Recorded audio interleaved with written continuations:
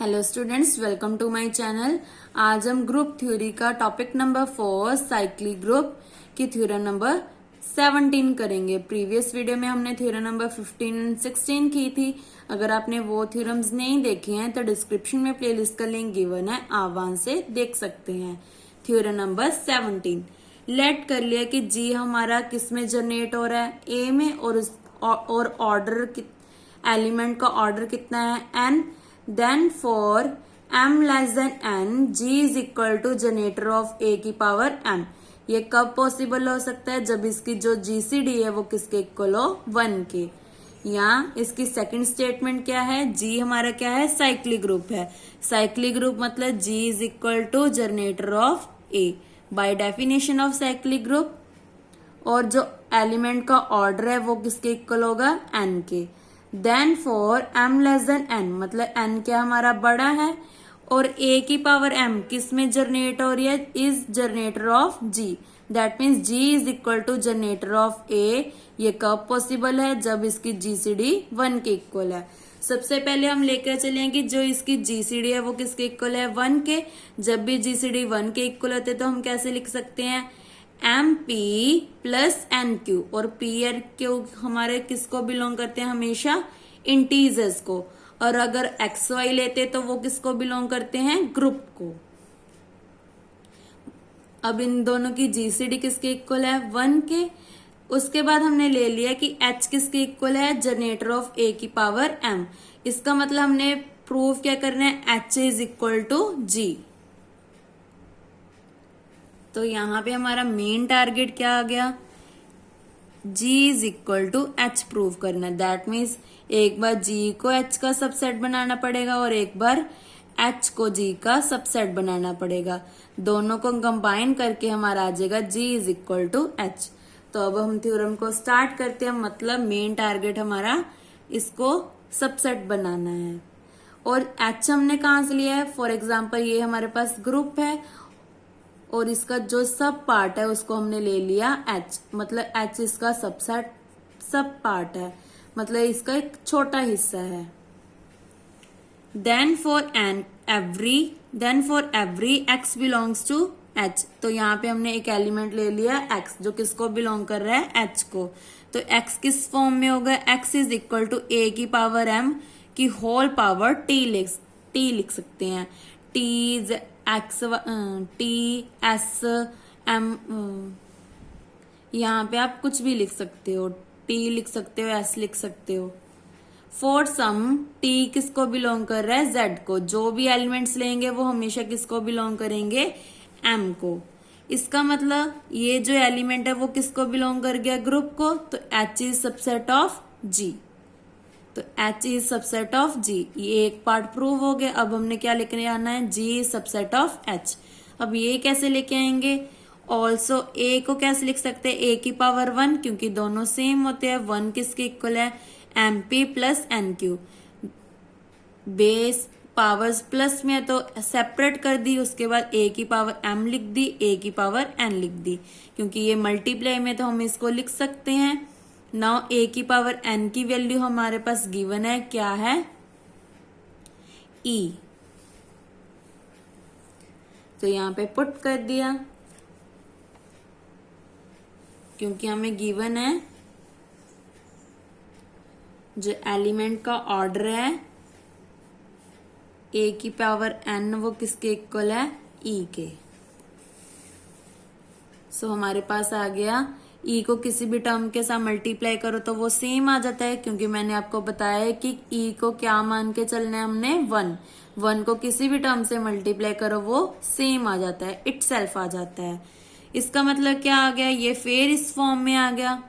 तो जो ग्रुप का एलिमेंट है वो किस फॉर्म में आ गया, उसके सब ग्रुप में, मतलब h में आ गया। तो every integral power of a is integral power of a की पावर m। इसका मतलब g भी हमारा सबसेट बन गया h का। दोनों को कंबाइन कर दिया तो h is equal to g आ गया।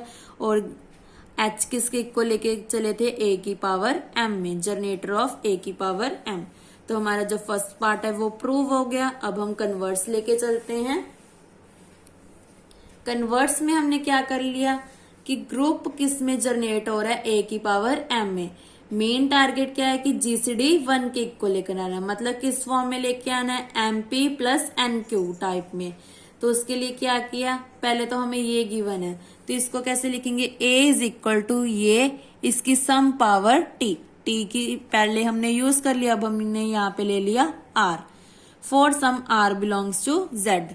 अब इसको हमने कैसे लिखा, दोनों के साथ पोस्ट मल्टीप्लाई कर दिया ए की पावर एम के साथ। ये स्टेप हमने याद रखना है, पोस्ट मल्टीप्लाई बाय ए की पावर एम। इसको आप अपनी बुक पे नोट कर सकते हैं। देन उसके बाद ए की पावर 1 माइनस 1 0, ए की पावर 0 इज ई। उसके बाद यहाँ पे आ गया एम इंटू आर, मतलब एम आर -1, क्योंकि बेस सेम है तो पावर्स ऐड हो जाएंगी। बट क्वेश्चन में क्या गिवन है कि ऑर्डर ऑफ ए किसके इक्वल है, एन के, क्योंकि गिवन है ना हमारे पास question order of A is equal to N.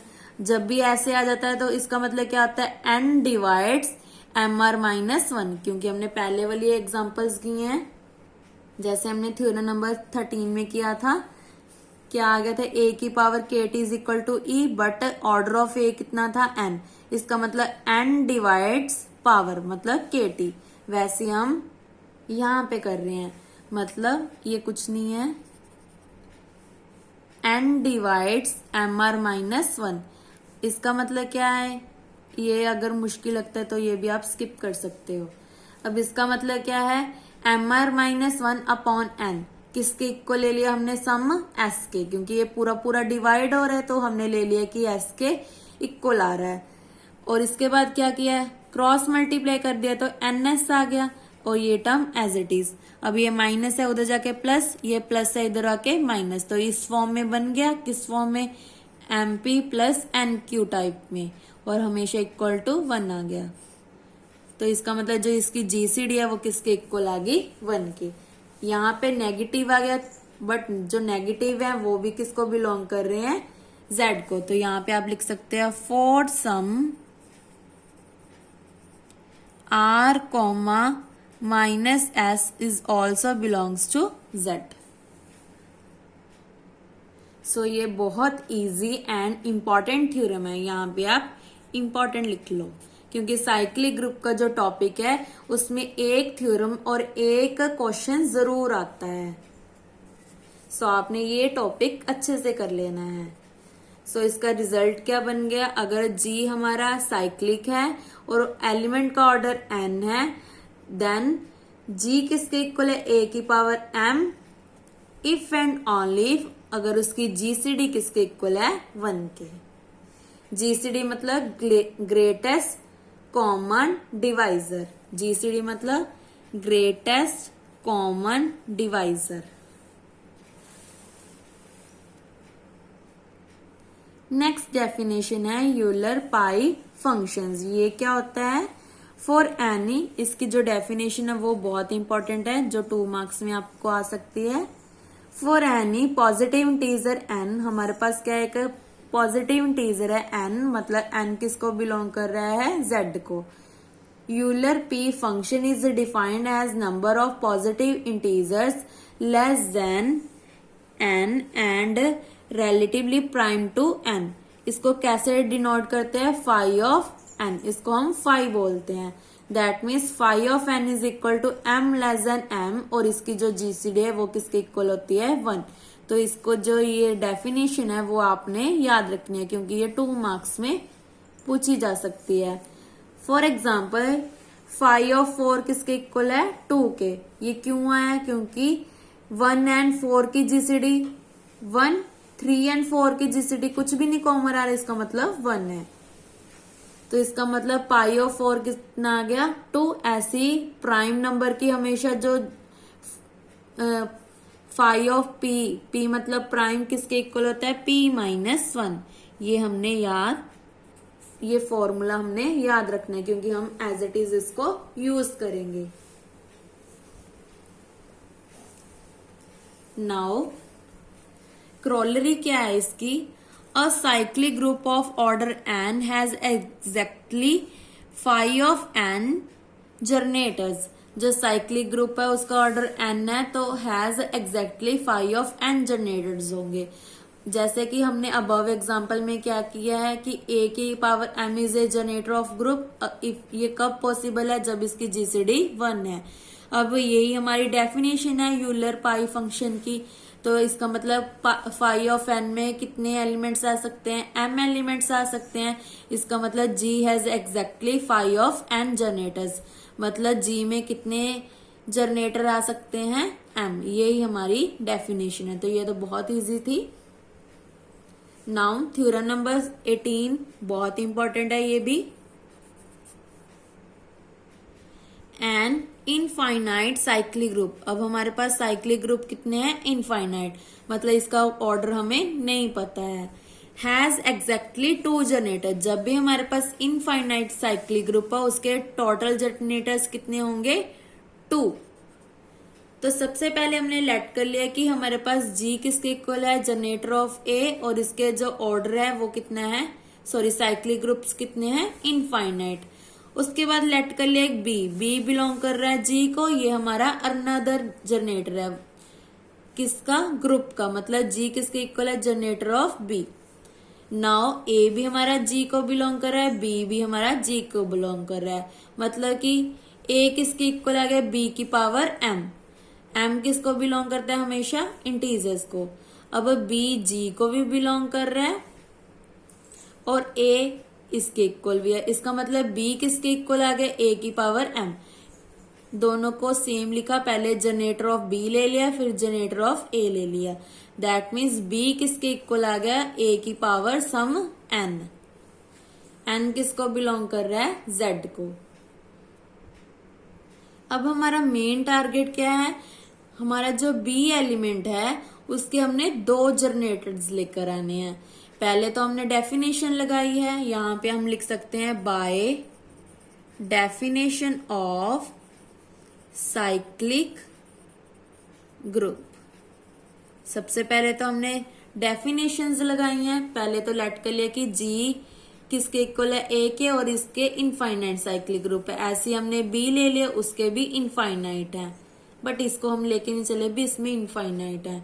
ये हम चेक करेंगे कि बी में कितने जनरेटर्स है, बट ए में क्लियर है कि कितने हैं, इनफाइनाइट। बी में कितने हो सकते हैं, एग्जैक्टली 2, वो हमने लेकर आने हैं, फाइंड करने हैं। नाउ अब हमारे पास क्या है कि a is equal to B की पावर m, और b की पावर m किसके इक्वल है, a की पावर n के, यहाँ पे पुट कर दिया, और m एज इट इज।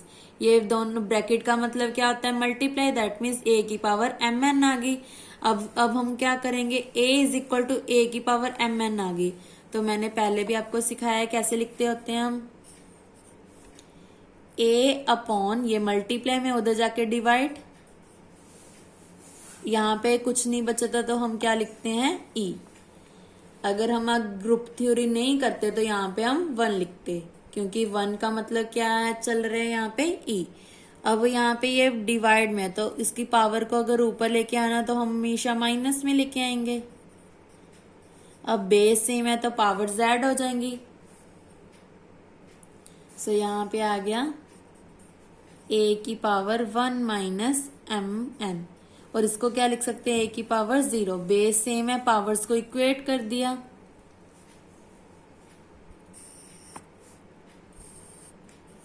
तो क्या आ जाएगा, 1 minus N M is equal to 0।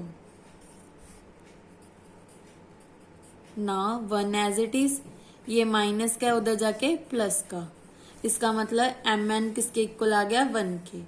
आप ये स्टेप्स स्किप कर सकते हो। इसका मतलब क्या है, M N is equal to 1 आ गया। अब हम इसकी वैल्यू निकालेंगे। अगर हम m इज इक्वल टू 1 ले रहे हैं देन n की वैल्यू भी 1 आएगी। अगर m इज इक्वल टू -1 है देन n की वैल्यू भी -1 आएगी। इसका मतलब क्या है, b is equal to a की पावर 1, क्योंकि b किसके इक्वल था, a की पावर n के। अब n की 2 वैल्यूज आ गई, 1 एंड -1। सो यहाँ पे आ गया b is equal to a की पावर 1 और यहाँ पे आ गया b is equal to a की पावर -1। इसका मतलब g में हमारे एग्जैक्टली 2 जनरेटर्स हैं। सो हमने यही प्रूव करना था कि अगर हमारा इनफाइनाइट साइक्लिक ग्रुप है तो उसके जो एलिमेंट हैं उसके एग्जैक्टली 2 जनरेटर्स होंगे। तो सबसे पहले हमने ले लिया कि हमारे जो एलिमेंट का जो हमारा साइक्लिक ग्रुप है उसमें क्या है, इनफाइनाइट साइक्लिक ग्रुप्स है। सॉरी, जो हमारा ग्रुप है वो उसमें क्या है, इनफाइनाइट साइक्लिक ग्रुप है। फिर उसके बाद हमने अनदर बी ले लिया, अनदर एलिमेंट ले लिया बी, जो किसको बिलोंग कर रहा है, जी को। उसका ये देखो लेट कर लिया B belongs to G, B any other generator of G, मतलब G is equal to order of B. तो उसके बाद साइक्लिक ग्रुप लगा दिया, सॉरी साइक्लिक ग्रुप की डेफिनेशन लगा दी। देन इन दोनों को यूज करके हमारे पास इक्वेशन आ गई mn is equal to 1। Then mn की वैल्यू निकाल ली या n की वैल्यू निकाल ली, तो हमने b is equal to a की पावर n में पुट कर दी। सो हमारे पास 2 जनरेटर्स आ गए a और -a। तो इसी के साथ साइक्लिक ग्रुप्स की थ्योरम्स कंप्लीट होती हैं। नेक्स्ट वीडियो में हम एग्जांपल्स करेंगे। Thank you.